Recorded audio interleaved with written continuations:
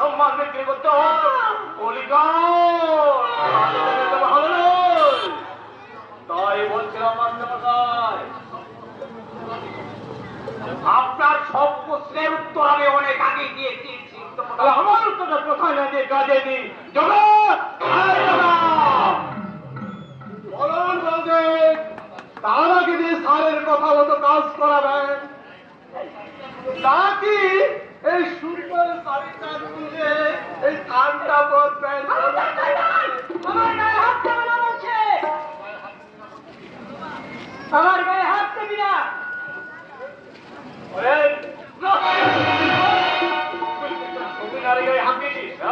তুই কি ভুলে গেছিস তার গায়ে হাত দিয়ে আমার সহংস জীবন হয়েছিল, দ্রৌপদীর গায়ে হাত দিয়ে গুরুকুল ধ্বংস হয়েছে, আর সুন্দরী হেলেনার জন্য ধ্বংস হয়েছে জয় নগরী।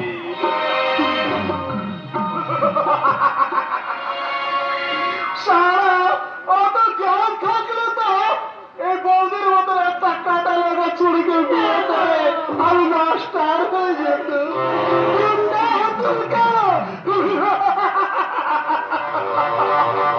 তাহলে বলেন বলেন সব, এখন আমার কাজ বলি।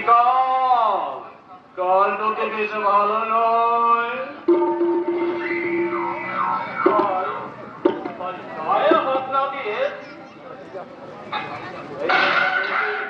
শাড়িটা খুলে অমন শাড়ি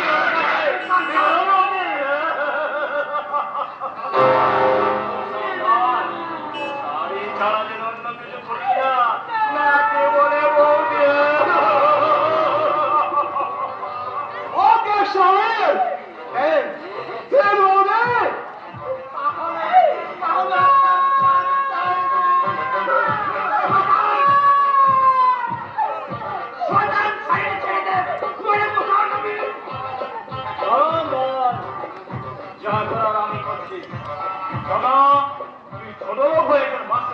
অসম্মান করছিস জানোর ছেলে ছাড়ায়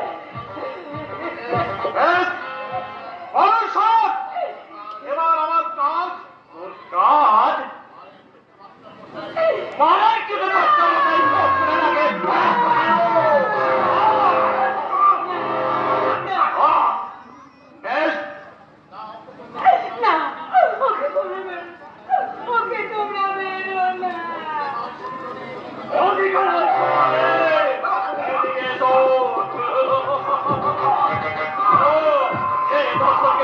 তোমার স্বামীর এত অহংকার, এই অহংকারটা করল বলতে তোমাকে তোমার স্বামীর সামনে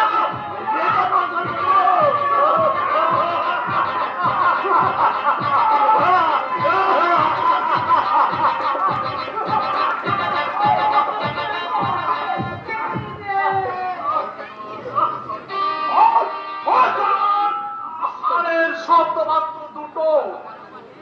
আমার জীবন থাকতে তা পূর্ণ হবে না শয়তান।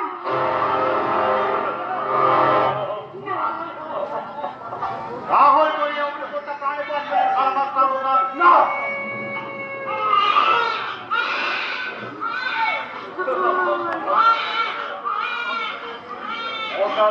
কোনো লাভ হবে না বৌদি।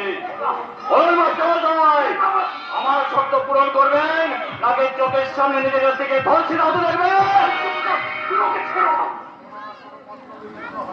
তোমার কোন মতলবে পূর্ণ হবে না শয়তান। যদি ভালো চাও আমাদের ছেলেটা আমার কাছে ফিরিয়ে দাও।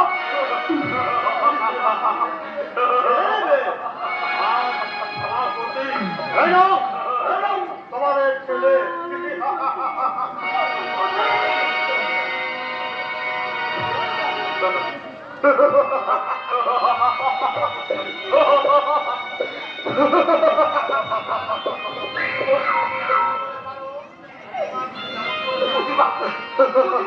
যেমন করে পারো এই প্রতিক্রিয়া তুমি এখান থেকে পালিয়ে যাও। প্রতিমা এখান থেকে তুমি পালিয়ে যাও।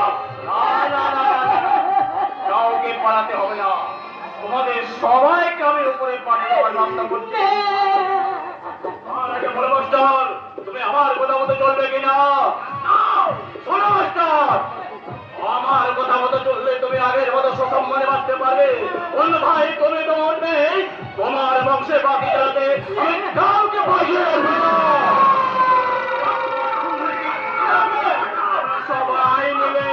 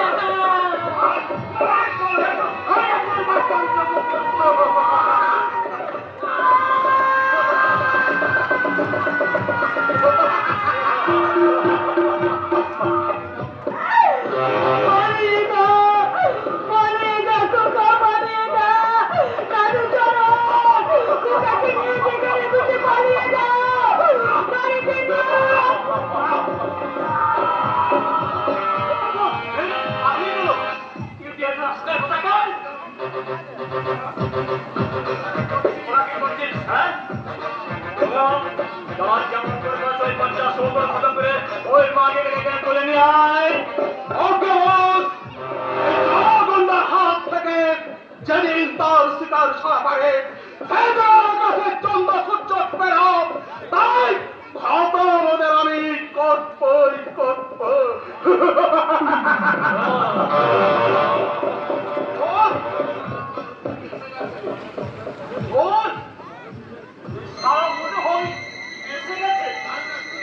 তাই নাকি না? তাহলে তো একটু কালকে হয়।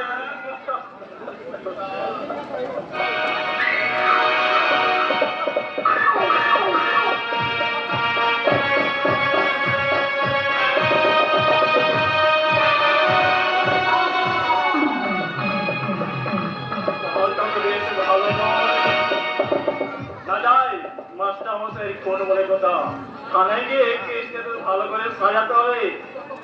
ওকে তুই ততক্ষণ এই ডেড বডিটার সঙ্গে গোটা বাড়িতে আগুন ধরে দেয়। আজ রাতে কবে ওই মাস্টারের তাজা বউ নামক কয়েক পিস তাজা মাংস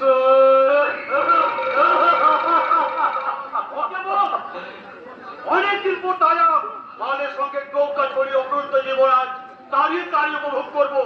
জিও বোধ জিও এ সমস্ত বংশের খবরিলা সে